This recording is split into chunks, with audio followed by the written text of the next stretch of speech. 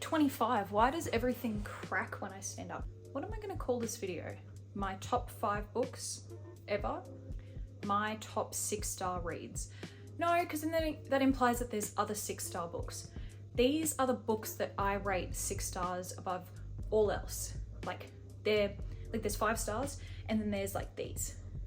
Like you can't even see it, like it goes above and beyond. Do I call it my 5 6-star reads? No, that's what we're doing. Here are my 5 6-star reads in no particular order. They're not ranked. These are just, they are all 6-star reads. First up, one of my favorite books of all time. I don't say that lightly. I cannot begin to explain how many times I have reread this book. Like pick up the book and start reading the middle of it. I reread this book so often. I've lost count of how many times I reread it. I don't always track it on my Goodreads, and half the time I'm reading random chapters out of it. So I've really lost count of how many times I've actually physically read this book from cover to cover. It is Heir of Fire by Sarah J Maas. Now, the Throne of Glass series as a whole is a 5-star series for me, obviously. Which arm is it on? Really perfect. How can I show you guys better? There you go, that's a bit better. But yeah. So obviously the sword for Throne of Glass and then the rose for ACOTAR. Crescent City didn't really fit in with it, unfortunately. It was something off the artist's flash sheet, so I don't know, maybe I'll get a Crescent City tattoo one day. This series is one of the series that I read when everyone else started reading at the start of COVID. This is one of the series that got me back into reading and sparked my love of reading again. And so I really love this series, but it's Heir of Fire that it just holds a special place in my heart. If for some reason you haven't read the Throne of Glass series, I can't really explain a lot of Heir of Fire without giving away the first couple of books. Heir of Fire is where you really see Celaena grow as a person, and her character development is just insane in that book. She goes from being this deeply damaged, almost arrogant. She's very arrogant in the first few books, Celaena. I feel like she hides all of her trauma and her sadness and her grief behind this wall of arrogance and swagger. She is quite young in this series. I can't remember how exactly young she is. I think she's like 18 or 19. That is extremely young to have gone through so much at such a young age. And she really just puts all of this behind this mask that she wears that is Celaena Sardothien, the Ardalan's assassin. It is very much a facade, very much a mask that she wears. And I feel like in Heir of Fire, she doesn't choose to. It's not like she's lightly dipped into taking off this mask. She's forced to take off this mask and confront her grief and confront her tragedies that she's faced in the past. And as a result, you see her grow into this amazing person who is more full of self-confidence. You start to see her really accept the love and the friendship from the people around her and the people that she meets in this book. Obviously there's the relationship in particular that I'm talking about, but I'm not going to say anything because it'll just spoil it. You really see her develop and sort of come into herself and learn what she is capable of and put herself to best use in this whole overarching storyline. Again, it's so difficult because I can't say much, because literally if you say anything from, I'd say like the end of book 2, it is such a spoiler. You really need to read the first 2. In Heir of Fire that I really feel like she really learns who she is. Like it's in Heir of Fire, she really strips that back and learns who she is as a person and just starts to grow into the person that she becomes in the later books. And yeah, it literally changed my brain chemistry. There's one part of the book that literally just like makes me cry every time I see it. And I can't describe it because it's a spoiler.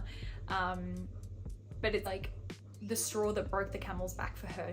All of this has come to the surface and she's just done. She is just so beaten and broken and depressed, and it's from there she truly hits rock bottom and then starts to build herself back up again. And it's just, I literally get like teary thinking about it. It's one of my favorite books in the whole entire world, and yeah, I'll go back to it time and time again. The second book in my 5 6-star reads is a little bit controversial. The second book is From Blood and Ash by JLA, Jennifer L. Armentrout, I think is how you say her surname. I'm sorry if I'm mispronouncing that. This is a controversial series. It is either a series that you love or you hate. I can understand some of the criticisms people have of this series. I can understand why they might have some gripes about this book, but for me, I never go into reading a book. For me personally, I don't go into reading a book wanting to critically analyze it and review it as if I have an English degree and I'm some special scholar review critic sort of person. That's not why I choose to read. I read purely for entertainment and enjoyment purposes. I'm not there to deconstruct all of the things in the book and the writing and every single bit of the world building. That's just not me personally. If you like to do that, if you like to break down your books and critically analyze it that way, good for you. I'm glad that that brings you joy, but for me, it just doesn't. So it's easier for me to, I don't know, overlook some of the things that people have these sort of gripes with. So for me, it doesn't take away from the storyline itself. So From Blood and Ash is another one of the books that I first got back into when I first started reading again. I think I read it for the first time, might have been late 2020, early 2021. From Blood and Ash, I read it when I had COVID it was January 2021 that I read it. And I binged all 3 of the books that were out at that time within a few days because I had nothing better to do. I was sick as a dog and couch bound, so I figured may as well pick up a book, and the rest was history. I love the series as a whole, but it's From Blood and Ash that really got me.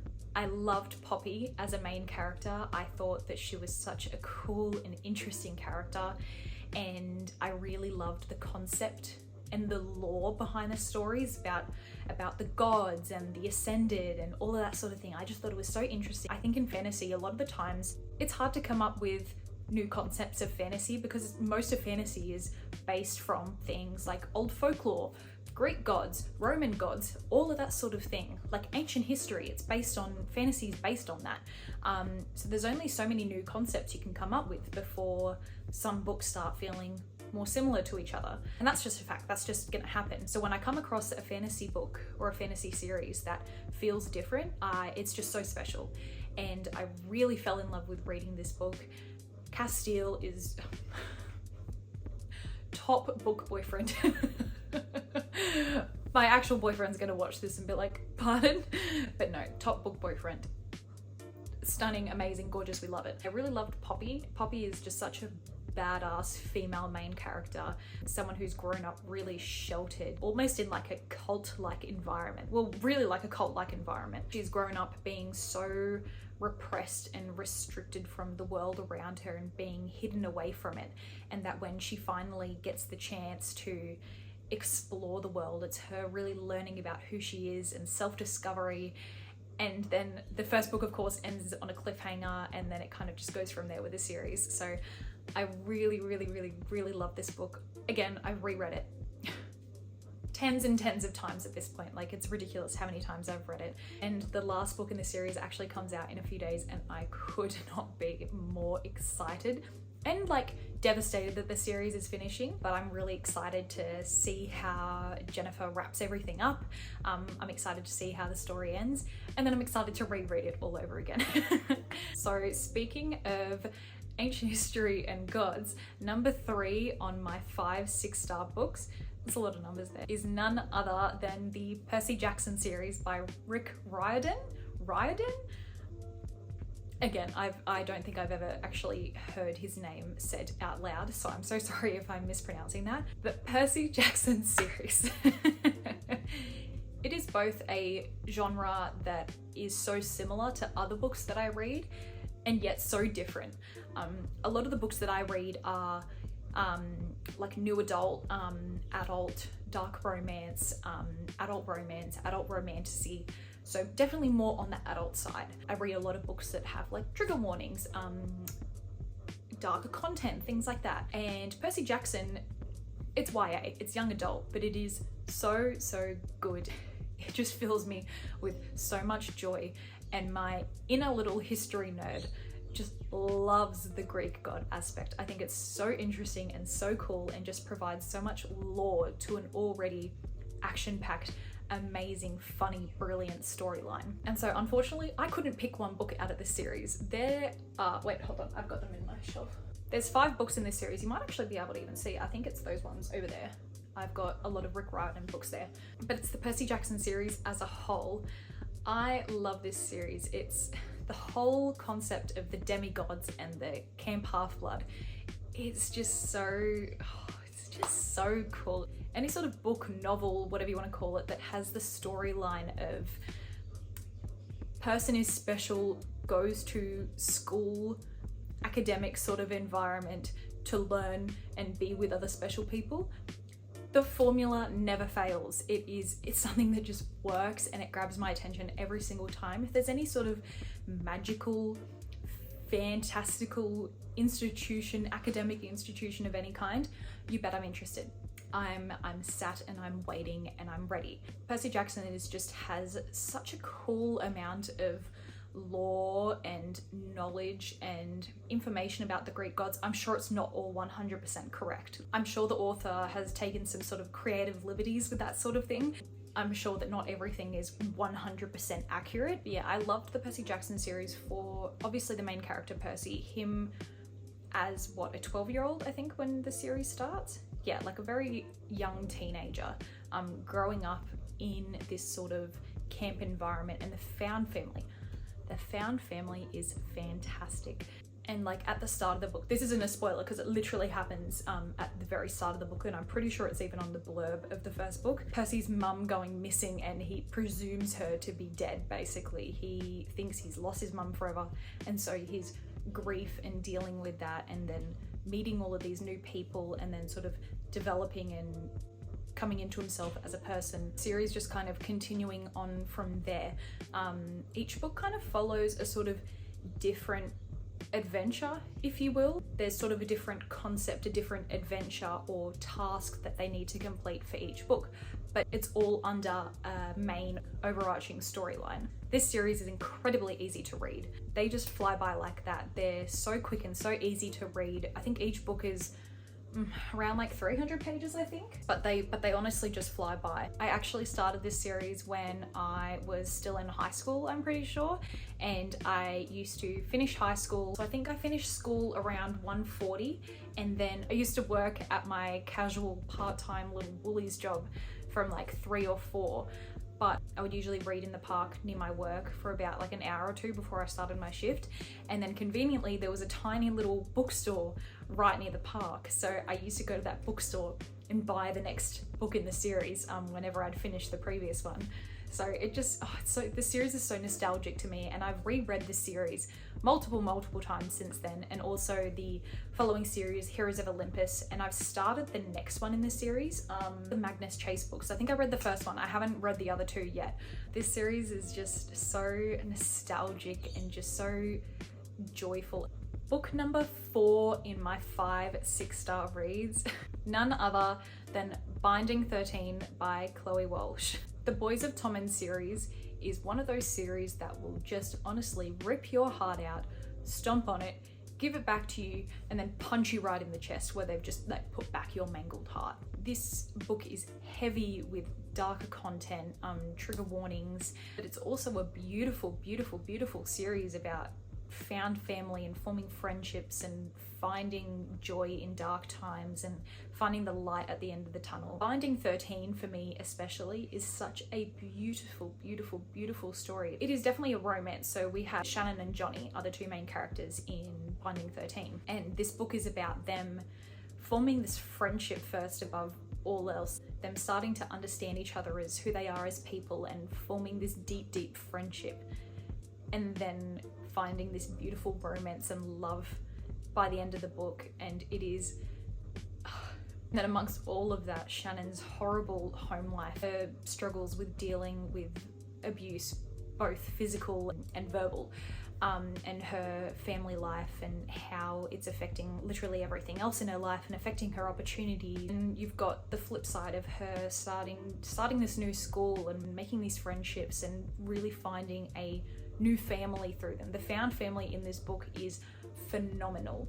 Like literally one of the best found families I've ever read. It was a toss-up between Binding 13 and then Joey and Aoife's books. Oh my god, I cannot remember the name of their book. Joey and Aoife's story. But I found with Joey and Aoife's story that Shannon and Johnny's was more, it was easier to read. The content was pretty dark, but it wasn't as dark as Joey and Aoife's books. Joey and Aoife's books literally left me ruined and distraught. Often at times it was really hard to read about the things in those books, where Shannon and Johnny's it was more digestible. There were really, really sad and awful parts, but the story as itself was a lot happier than Joey and Aoife's. So it was for that reason that Binding 13 is a 6-star for me, whereas Johnny and Aoife's is a 5-star. Purely for that reason.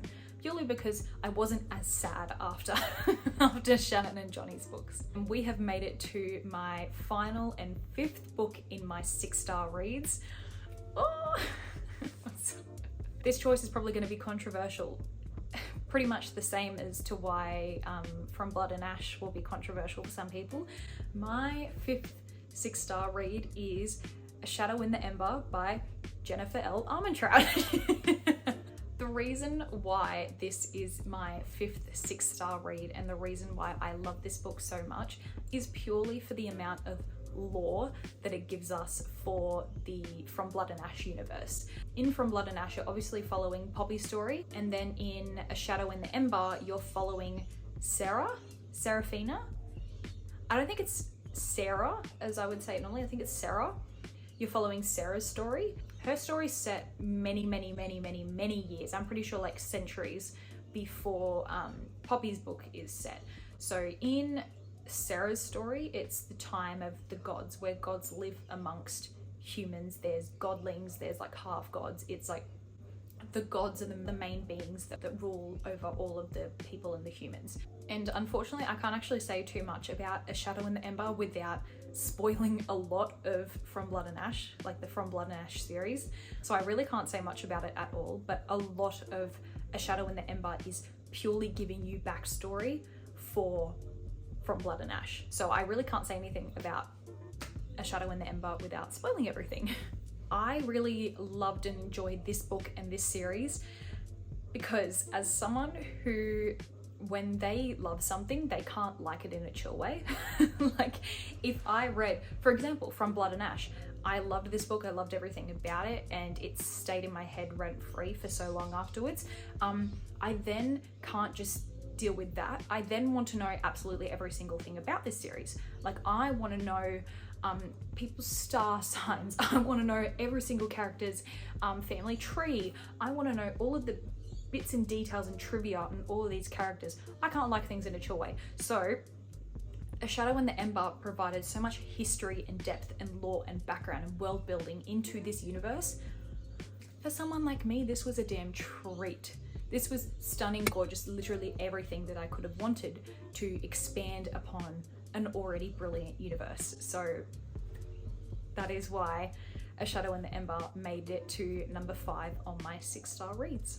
And that concludes my 5 6-star reads. Currently, that is the amount of 6-star reads that I have as of yet. I'm sure that as I read more and more books, that more books will be added to this list, and then hopefully one day maybe I can make another one of these videos updating you on my other 6-star reads that come about. And isn't that so exciting to know that you haven't read some of your favorite books yet?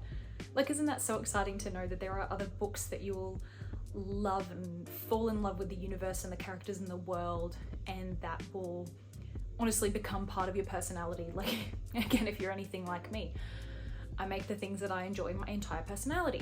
Anyway, but isn't that just so exciting to know that you'll come into contact with other books that you'll end up loving? Like, this is one of the coolest hobbies in the world to have. There'll always be something else to enjoy in this universe. Anyway, I'm getting sappy. I want to thank you so much for watching. Make sure to subscribe and like and all of that sort of jazz. And I will see you guys in the next one. Bye.